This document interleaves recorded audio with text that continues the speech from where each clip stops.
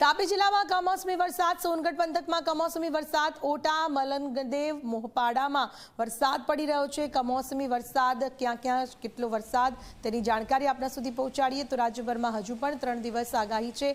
આગામી 3 કલાકમાં જે માવઠું પડવાનું છે આ સહિત અત્યારે પડી રહેલા વરસાદની વાત કરીએ તો સોનગઢ પંથકમાં પવન સાથે વરસાદ શરૂ થઈ ગયો છે। તાપી જિલ્લામાં પણ વરસાદ શરૂ થઈ ગયો છે। આગામી 2 દિવસ સુધી હવામાન વિભાગે આગાહી કરી છે। ઉત્તર ગુજરાત અને દક્ષિણ ગુજરાતની અંદર માવઠું પડશે।